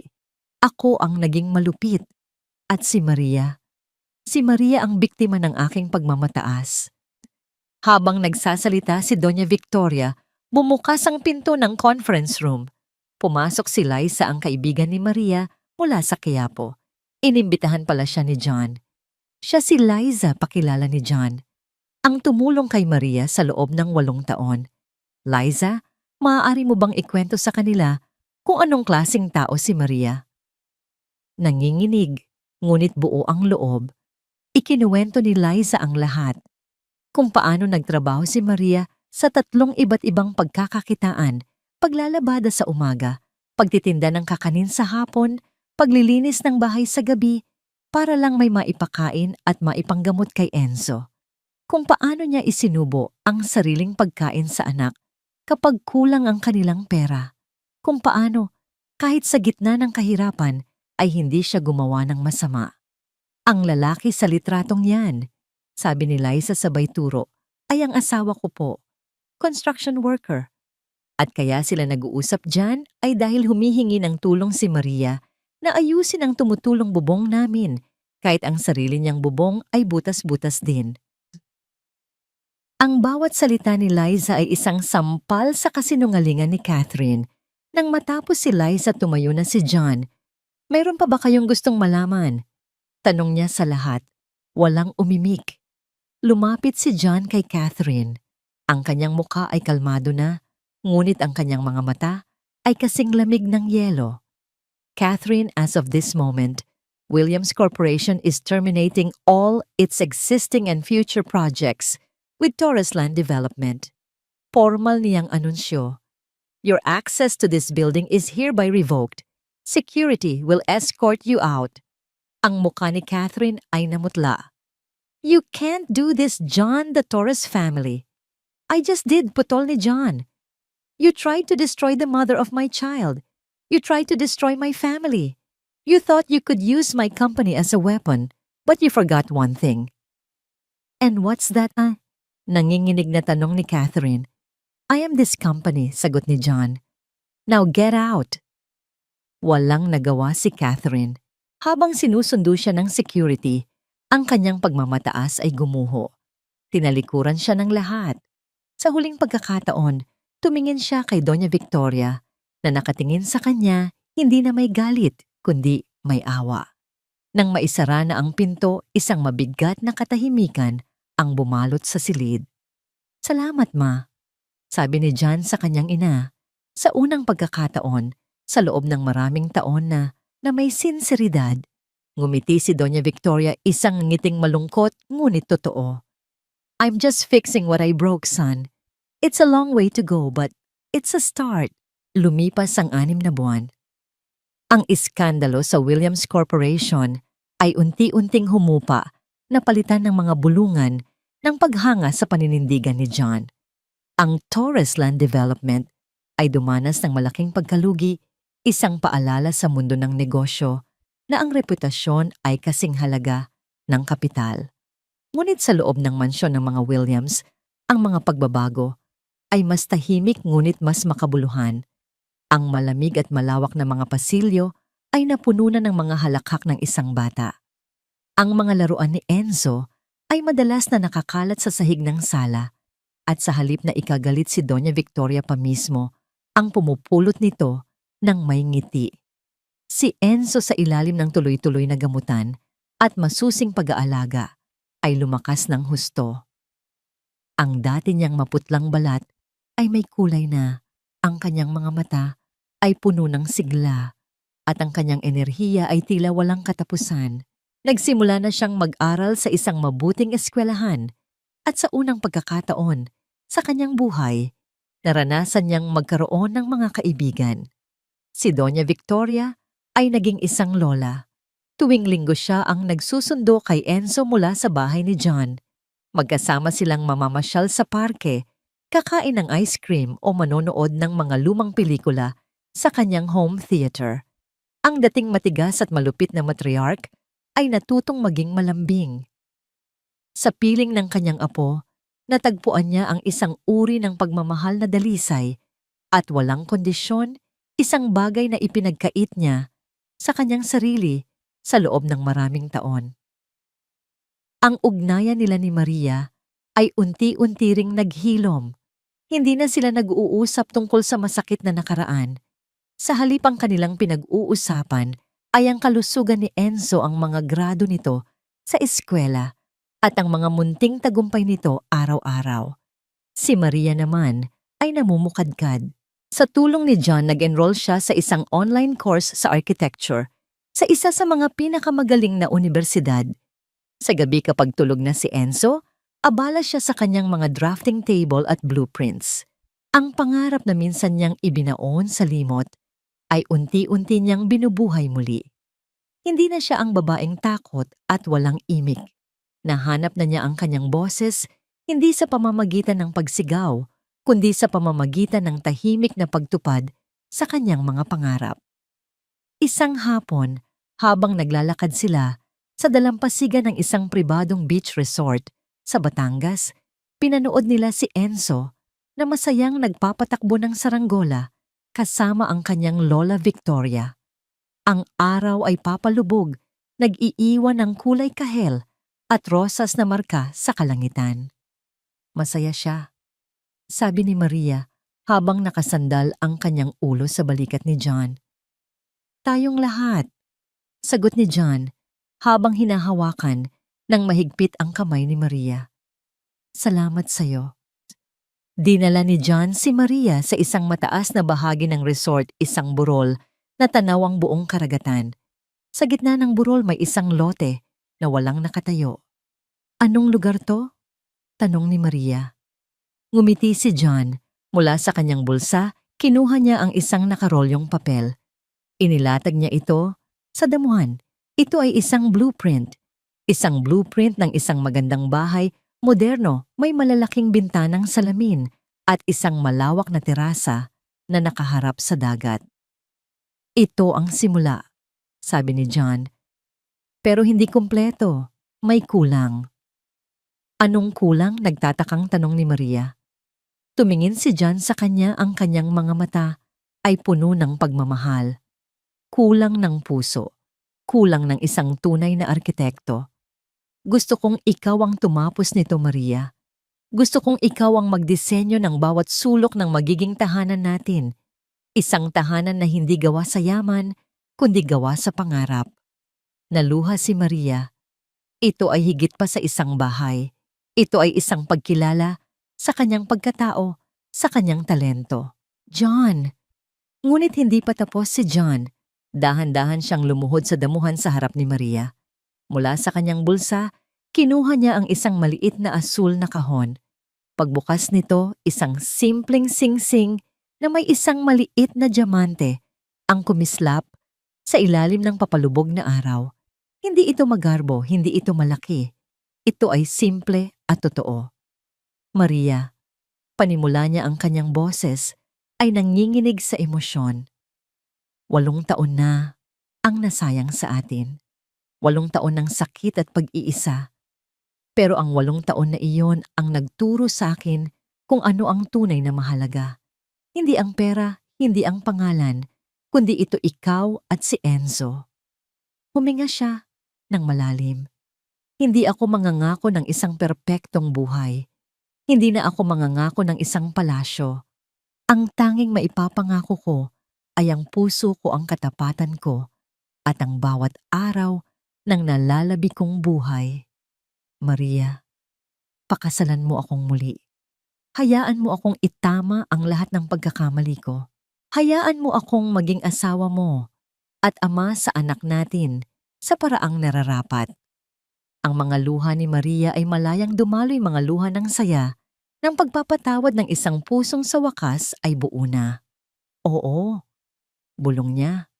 O John, pakakasalan kita. Isinuot ni John ang singsing sa kanyang daliri. Tumayo siya at niyakap siya ng mahigpit. Sa di kalayuan nakita sila ni Enzo at Doña Victoria. Lola, why are they crying? Tanong ng bata. Ngumiti si Doña Victoria, ang kanyang mga mata ay nangingilid din sa luha. Because they're happy, apo. Very, very happy. Tay, nay. Sigaw ni Enzo at tumakbo siya papalapit sa kanila. Yumakap ang bata sa kanilang mga binti. Binuhat siya ni John. At doon sa ibabaw ng burol sa ilalim ng papalubog na araw, ang 3 kaluluwang minsan ay winasak ng nakaraan ay naging isang buong pamilya. Ang kanilang kwento ay hindi tungkol sa isang prinsipe na nagligtas sa isang pulubi. Ito ay kwento ng 2 taong nasaktan na tuto at sa huli pinili ang pagpapatawad kaysa sa galit at ang pag-ibig kaysa sa pagmamataas. Sila ay nakatayo sa isang pundasyon, hindi ng isang bahay na itatayo pa lang, kundi ng isang pamilyang muling binuo, mas matatag at mas totoo kaysa dati. Ang halaga ng kahapon ay hindi na isang bigat na pasan, kundi isang aral na nagbigay daan para sa isang mas magandang bukas. Isang bukas na sa wakas ay kanila ng lahat.